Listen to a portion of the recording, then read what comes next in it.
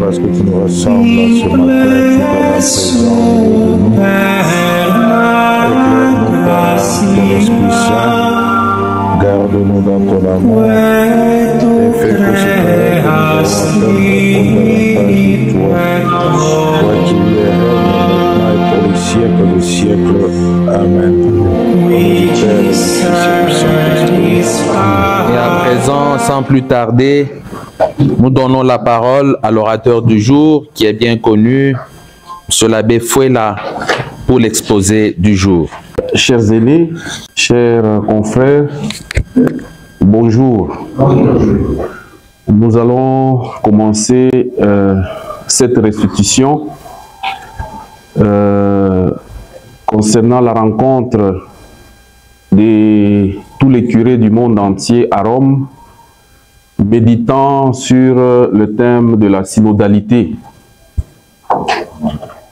Et j'ai dit bien que c'est une restitution, mais le synode continue, c'est vrai au niveau de Rome, mais nous continuons aussi au niveau local à travers les questionnaires qui sont mis à notre disposition, que nous allons échanger dans les carrefours. La rencontre des curés à Rome a été un moment de communion, de convivialité, de fraternité, de partage, d'écoute, de conversation dans l'esprit, de dialogue, d'échange d'expériences et de prière. Et en ce qui concerne cette rencontre des curés,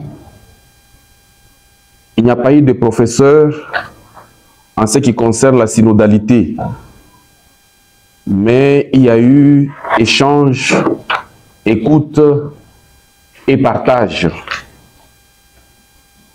Le seul enseignant, le seul professeur, c'est le Christ lui-même. Et c'est l'Esprit Saint qui a guidé les apôtres à fonder la première communauté, qui nous guide, nous inspire en ce qui concerne la synodalité. L'écoute de l'Esprit Saint et de l'autre a été au rendez-vous. C'est l'Esprit Saint qui est à l'origine de la synodalité lors de la première communauté chrétienne, une première expérience synodale. La synodalité est devenue un mot à la mode et a fait l'objet ces dernières années d'approfondissement théologique et de travaux de recherche. En parallèle, se sont développées de multiples expériences synodales, tant au niveau local qu'au niveau global du synode des évêques, qui a pris de l'importance. Pourtant, bien des chrétiens peinent à percevoir vraiment ce qu'est la synodalité. Si de nombreuses initiatives et réflexions plaident pour la mise en œuvre à tous les degrés d'une Église plus synodale, la pratique de celle-ci reste encore un grand chantier. Car nous sommes encore en phase de réapprentissage de la synodalité. Cette notion est ancienne et puise ses racines dans la Bible. Elle caractérisait l'Église primitive et dans les premiers siècles, de nombreux synodes et conciles locaux ont été organisés pour permettre aux évêques rassemblés de discuter et de discerner les décisions à prendre dans un contexte marqué par des controverses et des hérésies qu'il fallait trancher. Aujourd'hui, dans sa réappropriation moderne, la synodalité est considérée comme un fruit du Vatican II. Un fruit qui a mûri et a pris une ampleur nouvelle en cette phase actuelle de la réception du concile ouverte par le pape François, qui a fait de la synodalité un axe majeur de son pontificat dédié à la transformation missionnaire de l'Église. Que pouvons-nous dire de la synodalité? La synodalité est un art, celui du discernement en commun, qui demande à chacun l'ouverture du cœur et les attitudes spirituelles pour entrer dans un style marqué par l'écoute et le dialogue, la confiance et l'humilité, la conversion et la recherche de la vérité, la liberté intérieure et le courage de changer, l'ouverture aux autres et l'accueil de l'inattendu, l'enracinement dans la prière, la parole de Dieu et les sacrements. C'est un art de la rencontre, un art de la fraternité pour devenir une Église toujours plus inclusive, relationnelle, générative et pluriculturelle. Une Église qui cultive le dialogue avec les autres et accorde une attention particulière et toujours missionnaire. Elle est une manière d'être Église dans et pour le monde. Elle vise la construction de notre maison commune. 3 thèmes ont fait l'objet de cette rencontre des curés du monde entier. Le premier thème, le visage de l'Église synodale. Le deuxième thème, tous disciples, tous missionnaires. Et le troisième thème, tisser de liens, construire une communauté. Donc le premier thème, le visage de l'Église synodale. Le deuxième thème, tous disciples, tous missionnaires. Et le troisième thème, tisser de liens, construire une communauté. Et le dernier jour, le Saint-Père a clôturé ses assises en donnant une conférence basée beaucoup plus sur l'autoritarisme, le cléricalisme et l'envoi en mission comme missionnaire synodal, chacun dans son pays. Nous vous transmettons ces salutations et sa reconnaissance pour le travail pastoral effectué dans chaque paroisse.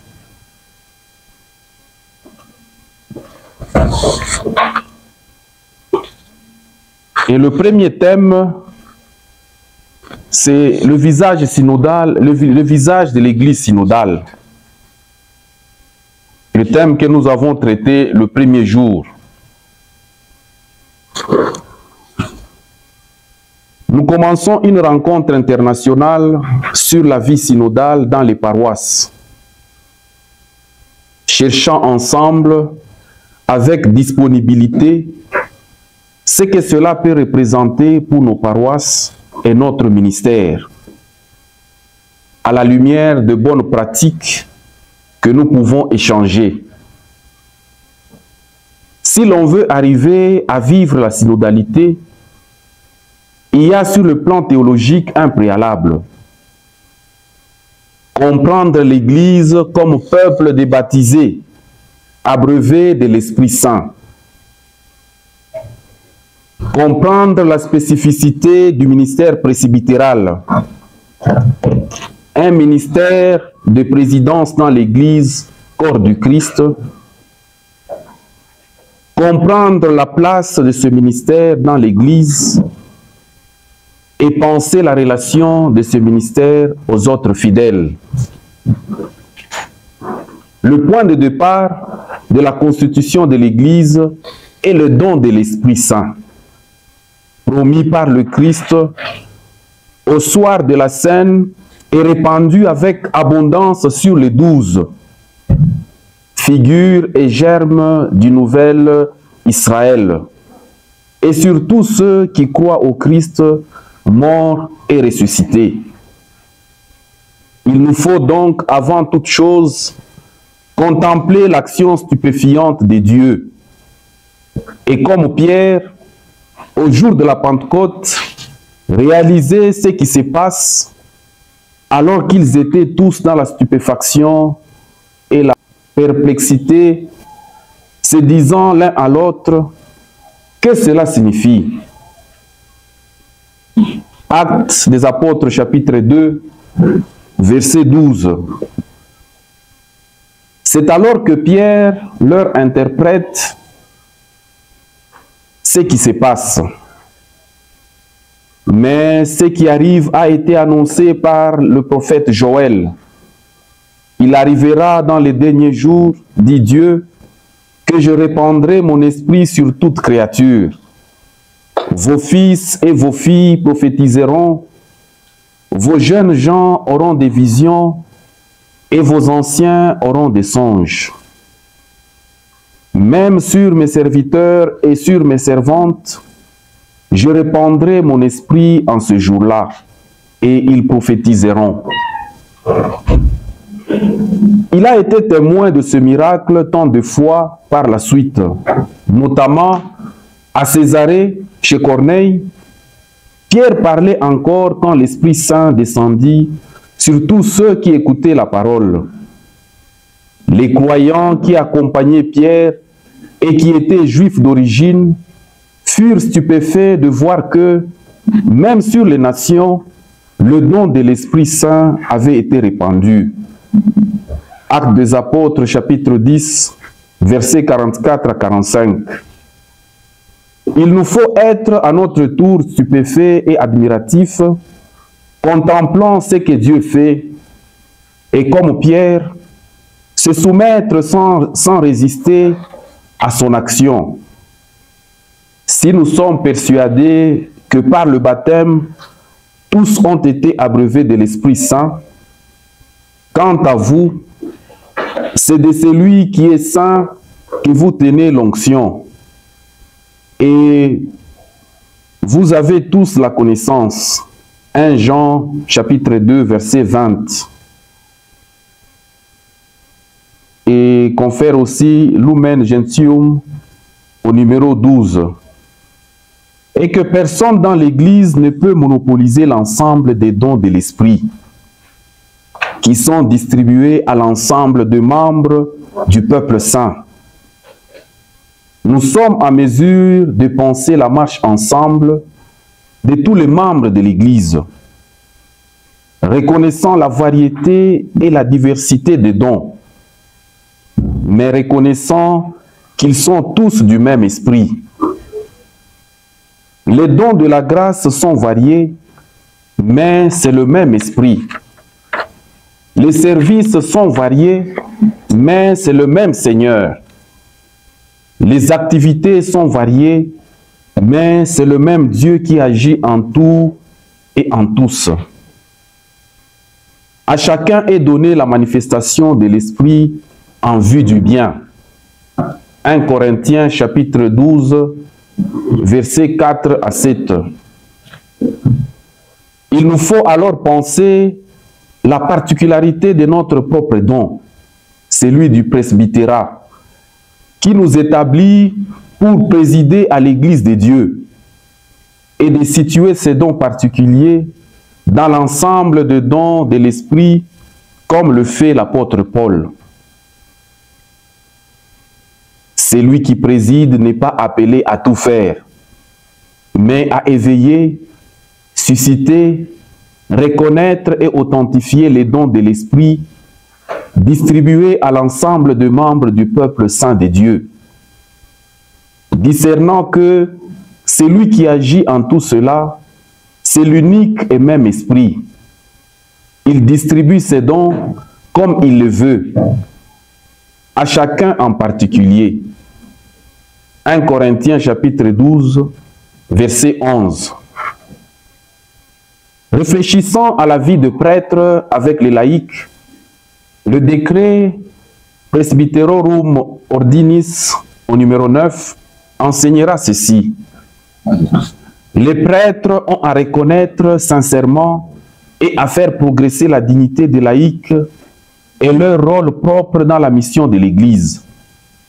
Ils doivent écouter volontiers les laïcs, tenir compte fraternellement de leurs désirs, reconnaître leur expérience et leurs compétences dans les différents domaines de l'activité humaine, pour pouvoir, avec eux, lire le signe de temps, éprouvant les esprits pour savoir s'ils sont des dieux. Ils sauront découvrir et discerner dans la foi les charismes des laïcs sous toutes leurs formes, des plus modestes aux plus élevés. Ils les reconnaîtront avec joie et les développeront avec ardeur. Notre premier devoir est de reconnaître ce que l'Esprit de Dieu suscite dans son peuple, découvrir et discerner les charismes, les authentifier, permettre leur développement et les faire progresser. Présider ne consiste pas à tout faire soi-même, mais à autoriser les autres membres du peuple de Dieu à participer selon leurs conditions et fonctions. Présider situe le pasteur au milieu de son peuple, comme le rappelle Presbyterorum Ordinis. Le sacrement de l'ordre confère aux prêtres de la Nouvelle Alliance une fonction éminente et indispensable dans et pour le peuple de Dieu, celle des pères et des docteurs. Cependant, avec tous les chrétiens, ils sont des disciples du Seigneur. Que la grâce de l'appel de Dieu a fait participer à son royaume. Au milieu de tous les baptisés, les prêtres sont des frères parmi leurs frères, membres de l'ultime et même corps du Christ, dont la construction a été confiée à tous. Une seule proposition ne suffit pas à situer de manière adéquate le prêtre et son ministère. Seule leur accumulation dans, pour, avec, au milieu d'eux, parmi, y parvient. Nous ne sommes pas loin de la condition paradoxale qu'évoque l'aphorisme d'Augustin. Pro vobis episcopus vobiscum Christianus. Il nous faut être à la fois au milieu de tous les baptisés, des frères parmi leurs frères, et vivre pour le peuple de Dieu. Dans son adresse au diocèse de Rome, évoquant le sensus fidei, le pape François s'est lui aussi senti dans l'obligation de multiplier les propositions pour arriver à préciser la place et le rôle des pasteurs. Que le pasteur marche avec le peuple. Nous, pasteurs, marchons avec le peuple, parfois devant, parfois au milieu, parfois derrière. Le bon pasteur doit se mouvoir ainsi, devant pour guider, au milieu pour encourager et ne pas oublier l'odeur du troupeau, derrière, car le peuple a aussi du flair. Il a le flair pour trouver de nouveaux chemins pour le chemin ou pour retrouver la route perdue. Je tiens à le souligner ainsi qu'aux évêques et aux prêtres du diocèse. Dans leur parcours synodal, qu'ils se demandent, mais suis-je capable de marcher, de me déplacer devant, au milieu et derrière, ou suis-je seulement dans ma chair, portant la mitre et la crosse? Des pasteurs qui se mélangent, mais de pasteurs, des pasteurs qui se mélangent, mais de pasteurs. Le troupeau sait que nous sommes des pasteurs. Le troupeau fait la différence. Devant, pour montrer le chemin. Au milieu, pour entendre ce que les gens ressentent. Et derrière, pour aider ceux qui sont un peu en retard et pour laisser les gens voir avec leur flair où se trouvent les meilleures herbes. Cette métaphore indique la solidarité des pasteurs avec tous les membres du peuple de Dieu. Le pape l'a reprise fréquemment par la suite. Ces passages comportent d'autres références. La fraternité, terme utilisé pour parler de l'Église dans les premiers siècles, et nous ramène à l'image du corps pour parler de l'Église. Cette image nous rappelle non seulement que le corps humain se compose non pas d'un seul, mais de plusieurs membres. 1 Corinthiens chapitre 12, verset 14. Qu'il y a plusieurs membres et que tous sont indispensables. Verset 22. Mais qu'aucun ne peut se passer des autres. Et ainsi souligne l'interdépendance des membres, les uns par rapport aux autres. L'œil ne peut pas dire à la main, je n'ai pas besoin de toi. La tête ne peut pas dire aux pieds, je n'ai pas besoin de vous. Verset 21. J'aime beaucoup penser à la synodalité à partir d'une réalité concrète, l'Eucharistie, dont chacun de vous a une expérience. Non seulement on peut passer de la synaxis au synodos, mais les conciles enseignent que l'Eucharistie est la principale manifestation de l'Église. Comme l'écrivait Yves Congar dans Ecclesia tout entière, et non seulement son président, qui est le sujet de la célébration. C'est aussi l'Ecclésia tout entière, dans la diversité de ses dons, qui participe à l'élaboration des orientations de cette Église. La présentation générale du missel romain, édition 1968, nous permet de saisir les différentes positions occupées par le prêtre au cours de la célébration. Avec l'assemblée, il écoute la parole de Dieu, chante le gloire à Dieu, le Sanctus, et dans l'assemblée et en son nom, il se tourne vers Dieu dans la prière, alors que parfois, il se situe vis-à-vis de l'assemblée. Contempler l'action de Dieu dont l'Esprit remplit l'univers et qui fait de l'Église corps du Christ nous permet de redécouvrir le rôle spécifique imparti au ministère presbytéral et de mieux situer le prêtre dans une Église synodale. Je vous souhaite de partir de ce point de départ, ce que fait Dieu par son Esprit. Voilà en quelques mots les résumés du premier thème pour le premier jour que nous avons eu à Rome. Et le deuxième thème, tous missionnaires, tous disciples, tous missionnaires. Le Concile Vatican II ne nous a pas fourni un enseignement ex professo sur la paroisse.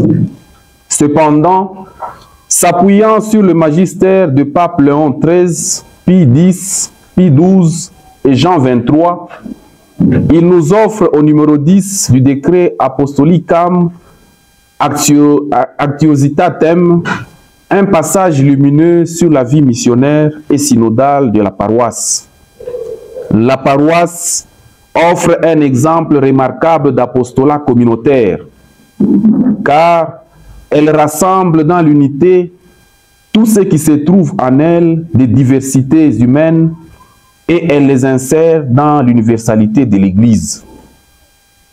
Que les laïcs prennent l'habitude de travailler dans la paroisse en étroite union avec leurs prêtres, d'apporter à la communauté de l'Église leurs propres problèmes, ceux du monde, et les questions touchant le salut des hommes, pour les examiner et les résoudre en tenant compte de la vie de tous. Selon leurs possibilités, ils apporteront leur concours à toute entreprise apostolique et missionnaire de leur famille ecclésiale. Apostolicam Actiositatem au numéro 10. Considérant la paroisse, le décret souligne d'abord l'apostolat communautaire qui s'y déploie avant de se conclure par une allusion à toute entreprise apostolique et missionnaire. Il s'agit d'une inclusion. Entre les deux, il y a un développement sur l'étroite union entre prêtres et laïcs. Ainsi, la paroisse n'est pas le lieu de l'apostolat exclusif du curé ou des intervenants pastoraux, mais de l'apostolat de la communauté tout entière, honorant le fait que la mission d'évangélisation appartient à toute l'Église.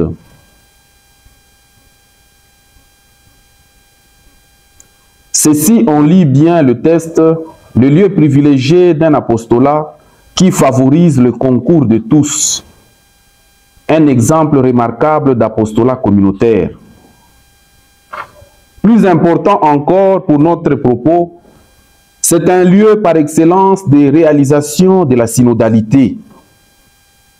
Pour autant que prêtres et laïcs prennent l'habitude de travailler en étroite union.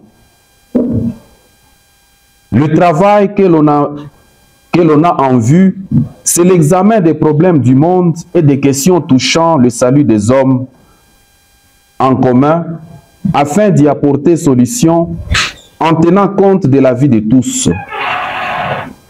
L'objet de ce travail est précisé, les problèmes du monde. Nous avons ici une proposition concrète, si intéressante, qu'il vaut la peine qu'on s'y attarde un peu et que chacun examine sa propre expérience à partir de cette proposition. Selon cet exemple, ce qui est proposé peut se décliner en 3 propositions. C'est d'une part que prêtres et laïcs prennent l'habitude de travailler dans la paroisse en étroite union. C'est d'autre part de permettre aux laïcs d'apporter à la communauté de l'Église leurs propres problèmes, ceux du monde et les questions touchant le salut des humains. C'est enfin de faire en sorte de les examiner et de les résoudre en tenant compte de la vie de tous. Ces 3 niveaux méritent d'être distingués. On peut d'abord s'interroger sur l'habitude que l'on a, comme prêtre, de travailler en étroite union avec les laïcs. Est-ce une habitude?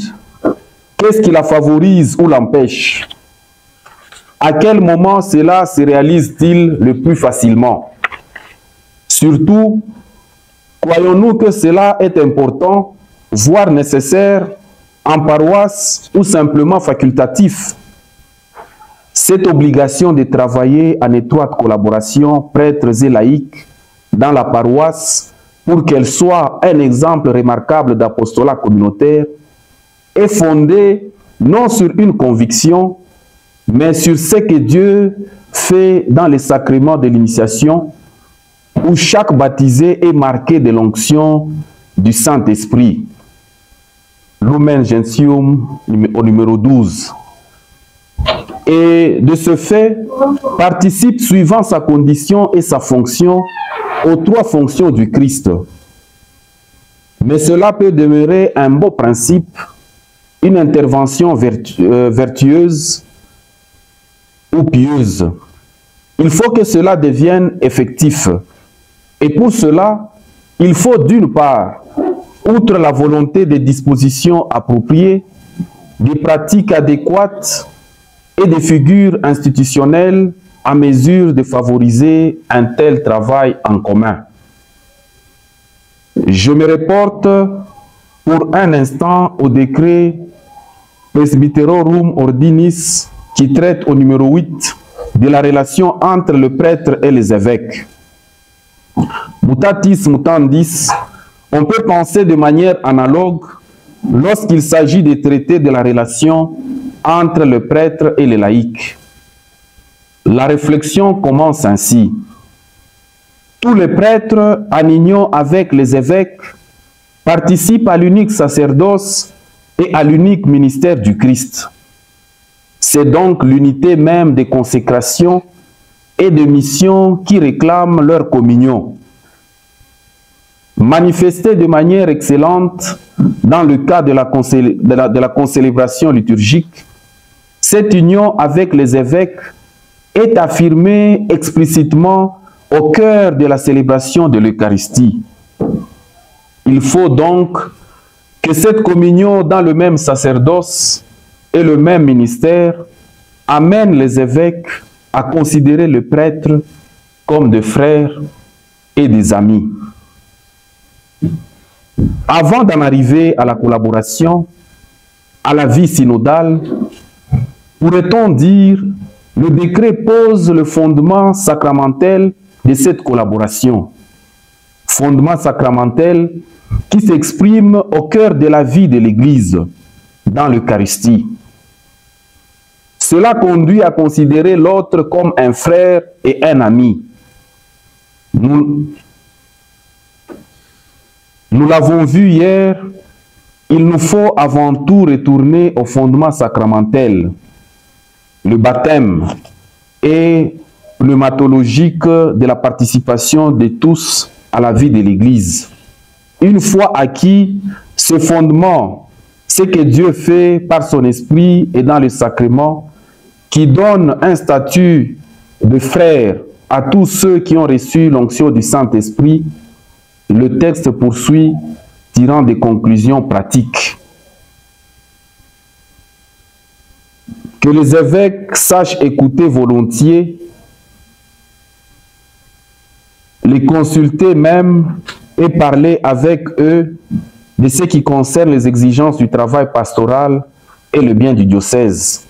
Là, on parle de la relation entre évêques et prêtres. Que les évêques écoutent volontiers le prêtre, les consultent même et parlent avec eux de ce qui concerne les exigences du travail pastoral et le bien du diocèse. Le droit sacramentel, source véritable du droit ecclésial, implique, si nous sommes frères les uns des autres et membres d'un même corps, un devoir d'écoute et de consultation. Le même décret, parlant cette fois de la relation entre le prêtre et les laïcs, utilisera pratiquement les mêmes termes. Les prêtres doivent écouter volontiers les laïcs, tenir compte fraternellement de leurs désirs, reconnaître leur expérience et leurs compétences. Devoir d'écoute, devoir de consultation, deux pratiques qui requièrent, pour être mises en œuvre, des dispositions et des attitudes à cultiver. Il faut donc travailler également à ce niveau, sinon le droit fraternel ne s'actualise pas.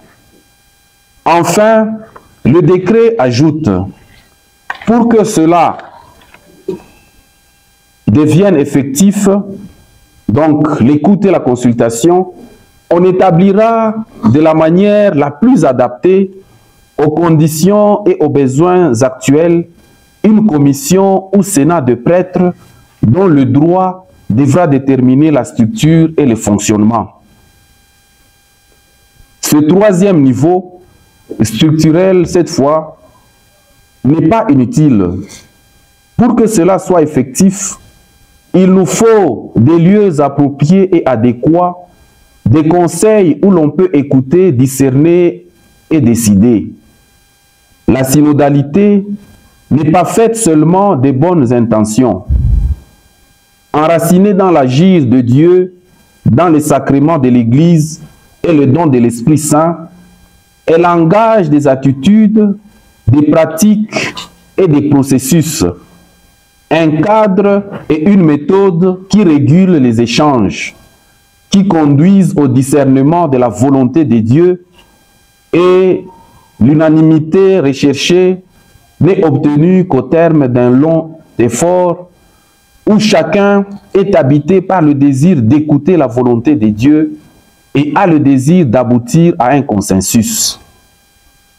Il y faut la volonté de collaborer et de coopérer, d'accepter et d'accueillir, de donner et de recevoir. Cela repose sur des dispositions, des relations imprégnées de respect et de charité, d'humilité et de pauvreté. L'esprit synodal engage ces différents niveaux. Voilà, en quelques mots, ce que nous pouvons retenir du deuxième thème, tous disciples, tous missionnaires. Et le troisième thème, tisser de liens, construire une communauté. Des fondements spirituels et sacramentels de la vie synodale, baptême et Eucharistie, ce que Dieu fait par son esprit et dans les sacrements, nous sommes passés à la vie synodale et missionnaire en paroisse, lieu par excellence de l'apostolat communautaire qui engage tout à la fois attitude, pratique, écoute, dialogue, échange, discernement, processus et structure. C'est là que nous nous sommes arrêtés et c'est ici que nous reprenons. Toutes ces dimensions sont indispensables si nous souhaitons avoir une expérience fructueuse de la vie synodale. Une expérience qui nous conduit à renouveler l'activité missionnaire de la paroisse. Je poursuis la contemplation de ce que Dieu fait dans son peuple, en considérant les processus et les structures de la synodalité. Cette fois, on pourrait relire l'Ancien Testament dans cette lumière, examiner par exemple l'assemblée du peuple au désert, Exode chapitre 16, versets 9 à 10, Lévitique chapitre 8, versets 3 à 5, Nombre chapitre 1, versets 16 à 18, l'assemblée de Silo, Josué,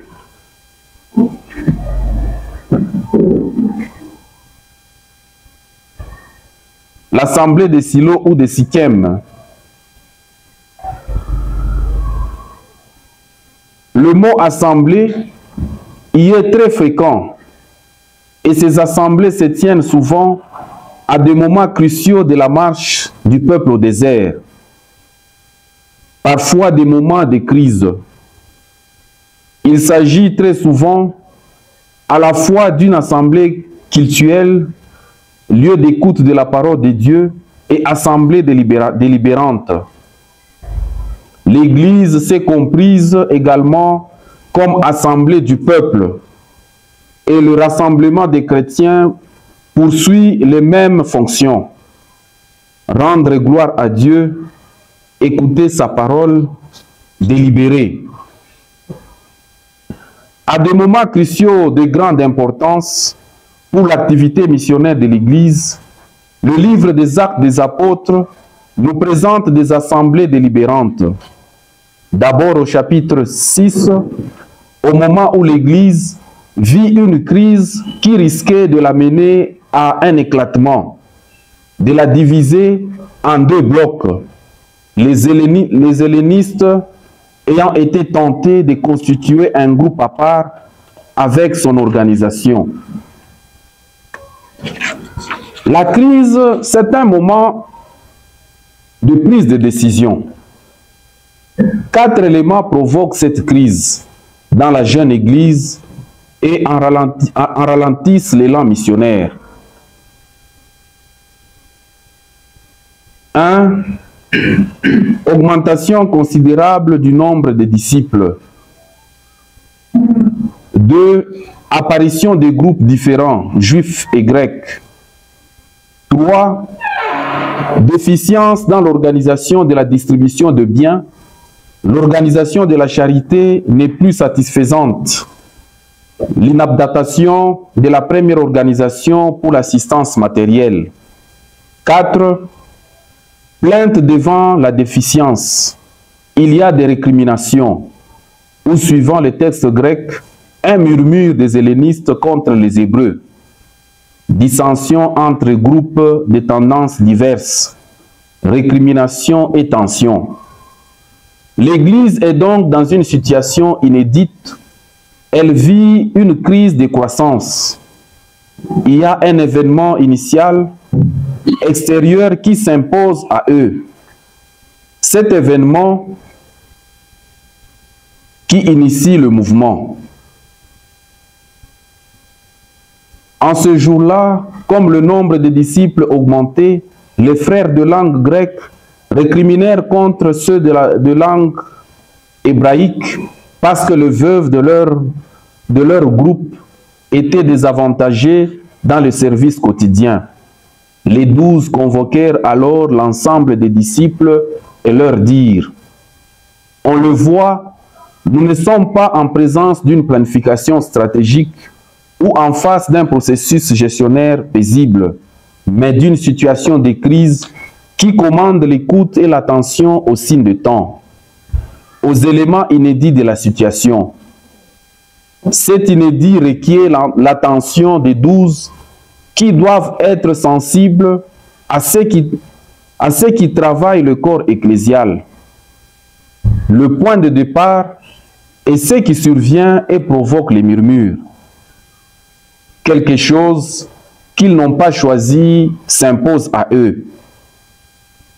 Regardons ce qu'ils ont fait dans la situation. Les 12 ont entendu la plainte des frères de langue grecque. Il nous faut aujourd'hui, comme eux, se donner la discipline pour entendre ce qui ne va pas. Écoutez les murmures. Il y a toujours le danger d'accroître notre surdité pour ne pas vouloir être dérangé. À travers ces murmures, ces plaintes, qu'est-ce que l'Esprit est en train de nous dire? Si on laisse aller le murmure sans en tenir compte, il y aura éclatement de la communauté. La situation nouvelle oblige à un discernement auquel participe toute l'Assemblée, discernement qui est reçu et authentifié par les apôtres. Cherchez plutôt, frères, 7 d'entre vous, des hommes qui soient estimés de tous, remplis de l'Esprit Saint et de sagesse, et nous les établirons dans cette charge.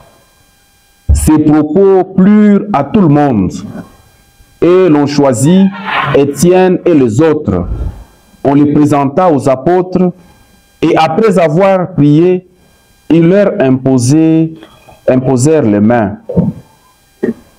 À partir de ce moment-là, l'organisation ecclésiale ne sera plus ce qu'elle était au début et on en vient à changer la manière selon laquelle on pensait organiser le groupe de convertis.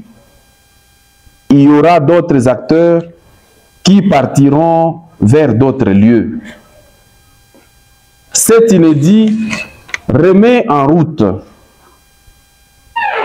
On assiste à une relance de la mission, notamment avec Étienne. au chapitre 6 et chapitre 7 et Philippe au chapitre 8 des Actes des Apôtres. On pourrait examiner l'assemblée d'Antioche, Actes des Apôtres chapitre 13, qui désigne Paul et Barnabé pour la mission, ou encore l'assemblée de Jérusalem au chapitre 15 des Actes des Apôtres, mieux connu, moment crucial qui réoriente l'Église en la tournant vers les païens. Il nous faut aujourd'hui, pour la relance missionnaire, s'appuyer sur des processus délibératifs semblables, processus de discernement synodaux. Dans son exhortation apostolique Evangelii Gaudium, le pape François enseigne que devenir un peuple demande un processus constant dans lequel chaque nouvelle génération se trouve engagée. C'est un travail lent et ardu qui exige de se laisser intégrer et d'apprendre à le faire au point de développer une culture de la rencontre dans une harmonie multiforme. Nous sommes au numéro 220. À cette fin, il propose 4 principes qui orientent le développement, la construction d'un peuple où les différences s'harmonisent dans un projet commun. Là, nous sommes au numéro 221. Je me limiterai au premier. Ce principe permet de travailler à long terme, sans être obsédé par les résultats immédiats. Il aide à supporter avec patience les situations difficiles et adverses, ou les changements des plans qu'impose le dynamisme de la réalité. Il est une invitation à assumer la tension entre plénitude et limite en accordant la priorité au temps.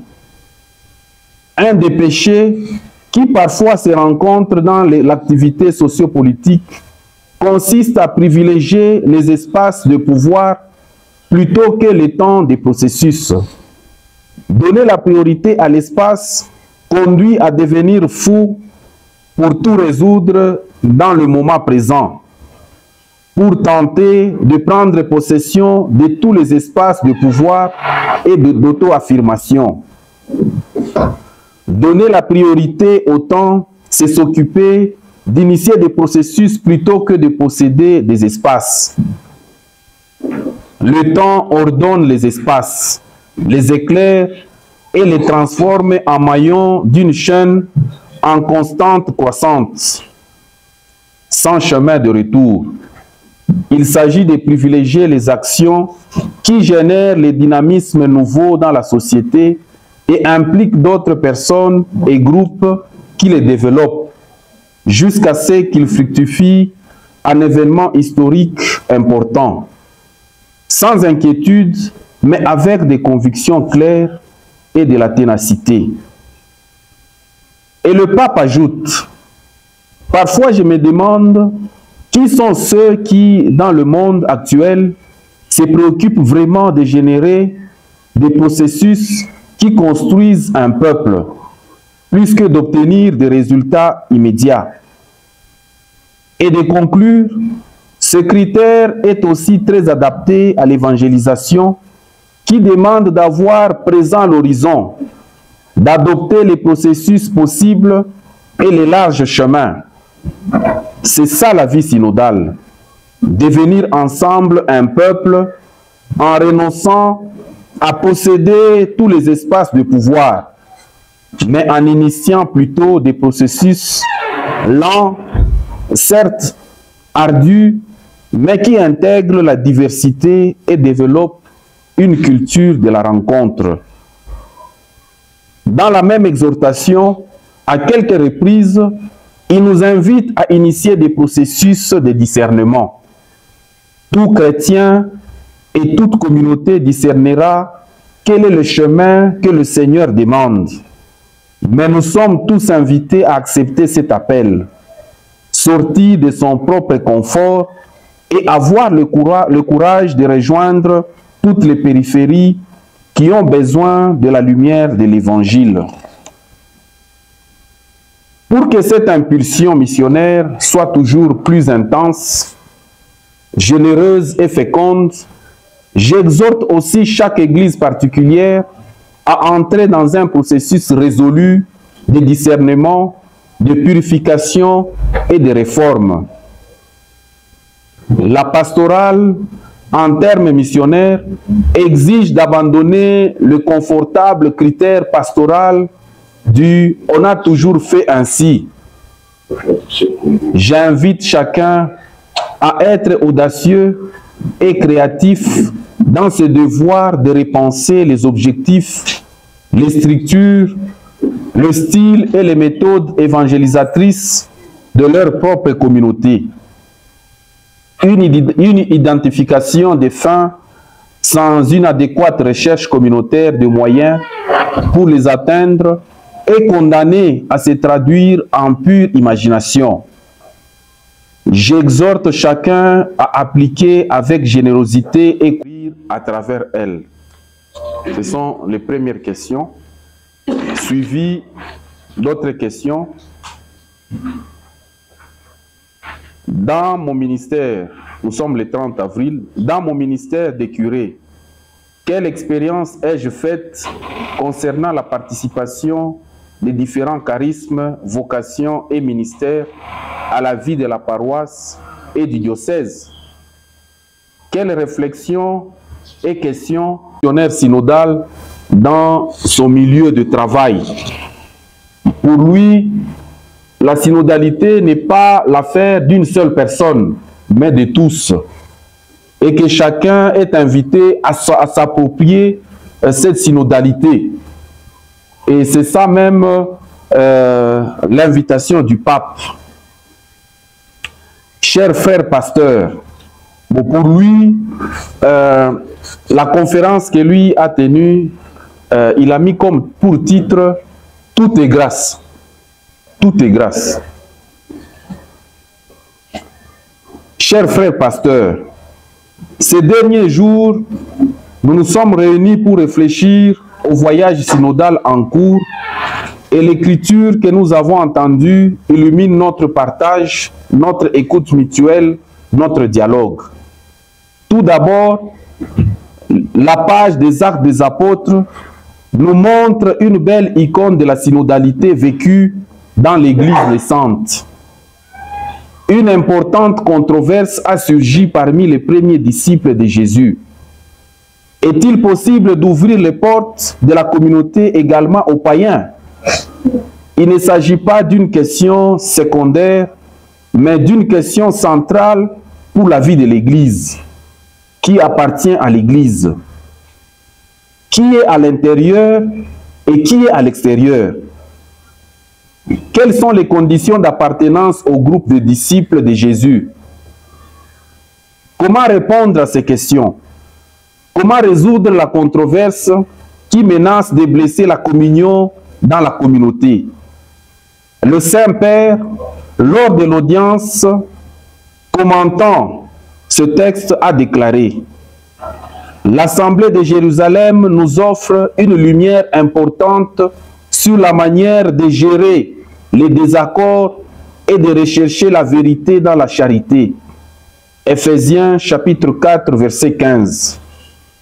Elle nous rappelle que la méthode de l'Église pour résoudre les conflits se fonde sur un dialogue fait d'écoute attentive et patiente et de discernement à la lumière de l'Esprit. C'est en effet l'Esprit qui aide à surmonter les fermetures et les tensions et qui travaille les cœurs pour qu'ils parviennent à l'unité dans la vérité et dans le bien. Ce texte nous aide à comprendre la synodalité. Pourquoi la référence au Concile de Jérusalem est-elle fondamentale? Parce que l'Église discerne. Parce que face à un fait nouveau, l'ouverture de l'Évangile aux païens, elle est appelée à se demander si c'est la volonté de Dieu ou non.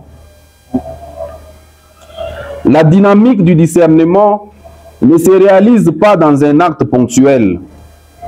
L'Assemblée de Jérusalem constitue le point d'aboutissement d'un processus qui a commencé avec la visite de Pierre à la maison de Corneille. Actes des Apôtres, chapitre 10, versets 1 à 18, qui engage l'Église dans une décision qui ne dépend pas de l'intelligence et de la volonté des hommes. Cela a paru bon à l'esprit et à nous. Actes des Apôtres, chapitre 15, verset 28, implique une décision qui a été possible grâce à l'écoute de l'Esprit Saint. Ce n'est peut-être ni Pierre, ni Paul, ni personne d'autre, mais seulement l'Esprit qui a guidé l'Église, qui a décidé de ce pas qui a bouleversé la conviction que le salut était réservé au seul peuple élu. Tout dans l'Église primitive dépend de l'écoute de l'Esprit. Je rappellerai simplement les règles que Paul dicte aux communautés chrétiennes. N'éteignez pas l'Esprit, ne méprisez pas les prophéties, passez tout au crible, gardez ce qui est bon. 1 Thessaloniciens chapitre 5, versets 19 à 21. C'est la synodalité dont nous avons parlé ces jours-ci. Vous êtes curé de paroisse, vous êtes proche des personnes concrètes de vos communautés. Très souvent, vous avez dû faire face à des divisions, à des controverses, peut-être à la question même de savoir qui est à l'intérieur et qui est à l'extérieur, qui appartient à la communauté. Chers frères, le texte des Actes des Apôtres nous dit que pour résoudre toute question dans la vie de l'Église, nous devons écouter l'Esprit. Sinon, nous devenons une organisation comme une autre. Mais comment écouter l'Esprit? Il serait dangereux que quelqu'un s'arroge le droit de parler seul au nom de l'Esprit. L'Esprit dans la communauté fait entendre sa voix en s'écoutant les uns les autres et en écoutant tout le monde. Dans le passage que nous avons entendu, ils prennent tous la parole.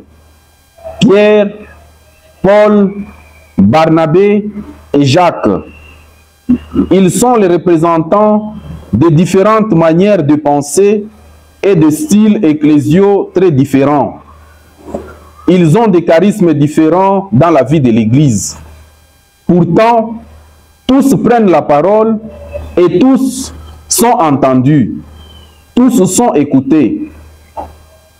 Puis, après cet exercice d'écoute de tous, même de ceux qui ne pensent pas comme moi, nous arrivons à une décision qui va dans le sens de la communion et non de la division, de l'acceptation et non de l'exclusion. Nous pourrions dire que c'est la vie même de Jésus qui devient le critère de discernement de l'Église, dans l'Église. Dans son existence, il s'est fait accueillant pour tous. L'Esprit conduit toujours à nous conformer au Christ et à son style. Le passage de l'Évangile nous guide vers la compréhension d'un autre trait indispensable du visage d'une Église de style synodal: la joie. Vous savez bien, grâce à votre ministère qui vous permet d'être proche des gens et de partager la vie avec eux, que l'une des choses que les hommes et les femmes de tous les temps recherchent est la joie.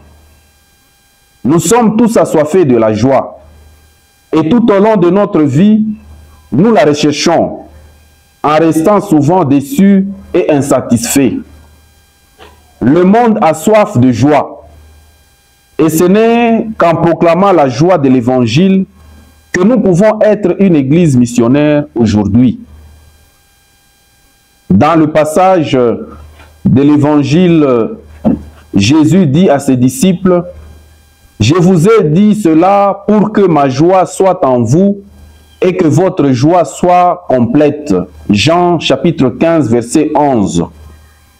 Concrètement, Jésus dit à ses disciples, « Ce que vous cherchez sans cesse, ce que les hommes et les femmes de tous les temps cherchent, je peux vous le donner à travers ma parole. » Jésus se présente comme la réponse à la recherche des hommes et des femmes, comme celui qui peut leur donner en plénitude ce que leur cœur désire. L'Église, chers frères pasteurs, est la gardienne de ce que les hommes et les femmes de tous les temps recherchent, la joie de l'Évangile. Mais où se trouve dans le passage d'aujourd'hui le fondement de la joie que Jésus apporte avec ses paroles et que nous devons proclamer? Le passage commence par une affirmation qui porte en elle le condensé de tout son message. Comme le Père m'a aimé, moi aussi je vous ai aimé. Demeurez dans mon amour. Jean chapitre 15, verset 9. Jésus a aimé les siens, comme il a été aimé par le Père. Jésus aime ses disciples du même amour et ses disciples sont appelés à demeurer dans cet amour. Dans l'évangile de Jean, comme n'indique pas simplement une comparaison, mais signifie beaucoup plus. Il a un sens de cause. Nous pourrions dire que parce qu'il a été aimé par le Père, Jésus peut donner le même amour à ses disciples. Cet aspect divin est très humain. Nous aussi, nous ne pouvons aimer que lorsque nous avons ressenti et que nous nous sentons aimés. Celui qui n'a jamais connu l'amour ne s'est pas senti aimé, peut difficilement aimer. Alors, cette dimension très humaine dans le langage johannique devient une caractéristique divine. Tel est le fondement de la joie pour Jésus. C'est savoir inclus dans la même relation d'amour que celle qui existe entre le Père et le Fils. C'est pourquoi celui qui écoute ces paroles est en pleine joie parce qu'il se découvre aimé d'un amour indéfectible et fidèle. Alors celui qui écoute les paroles de Jésus est en joie, non seulement parce qu'il se sent aimé, mais aussi parce qu'il apprend à aimer. Il peut aimer. Celui qui a la certitude personnelle d'être infiniment aimé au-delà de tout ne peut qu'être dans la joie et proclamer la joie. Chers frères curés, nous serons des témoins de la joie et donc des héros efficaces de l'Évangile, des ministres d'une Église toute missionnaire, si nous nous sentons avant tout immensément aimés de Dieu, insérés dans le flux d'amour de la très sainte Trinité, dans la relation d'amour du Père et du Fils. La joie de l'Évangile n'est pas à conquérir, mais à recevoir. Tout est grâce. Et c'est peut-être là que réside le secret de la vraie joie. Nous pensons qu'il faut la conquérir, la chercher, l'acquérir. Au contraire, Jésus nous dit que c'est un don qui nous est offert gratuitement et que ce n'est qu'en tant que don que nous pouvons vraiment la trouver et la partager. Telle est la beauté de l'annonce de l'Évangile que nous sommes nous aussi appelés à apporter aujourd'hui aux fidèles, fidèles aux paroles du Seigneur Jésus en tant que pasteur de l'Église. Chers frères curés, que ces journées passées ensemble soient pour vous tous et pour tous vos frères engagés dans le service pastoral un motif d'espérance et de consolation, afin de ne jamais céder à la tentation diabolique de la résignation et du découragement. Car comme l'écrit le pape François, la joie de l'évangile remplit le cœur et toute la vie de ceux qui rencontrent Jésus. Ceux qui se laissent sauver par lui sont libérés du péché, de la tristesse, du vide intérieur, de l'isolement. Avec Jésus-Christ, la joie naît et renaît toujours. C'est avec la joie sur le visage que nous serons des disciples missionnaires du Seigneur Jésus au service d'une église au visage synodal. Voilà. Je vous remercie. On remercie une fois de plus la Fuela pour son exposé. Nous remercions une fois de plus, je disais, l'abbé Fuela pour son riche exposé sur cette rencontre autour de la synodalité qui a eu lieu à Rome. Comme nous l'avons bien suivi, c'était un moment de partage et d'échange, un moment de prière et d'écoute. Donc, après avoir partagé et échangé, il sera nécessaire que nous prenions une minute de silence pour bien écouter l'Esprit de Dieu qui est à l'origine de ces synodalités, pour qui le Christ lui-même est l'enseignant. Donc, nous nous invitons à prendre quelques minutes pour la méditation avant de constituer les carrefours.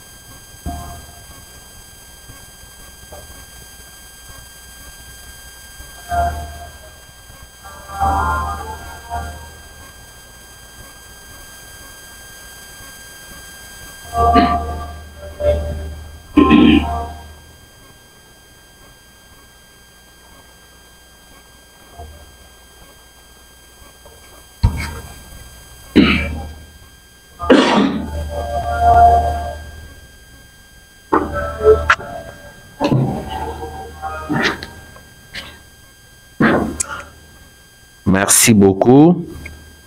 À présent, nous allons passer à la constitution de groupe pour les carrefours. Vu le nombre, nous allons juste constituer 2 groupes.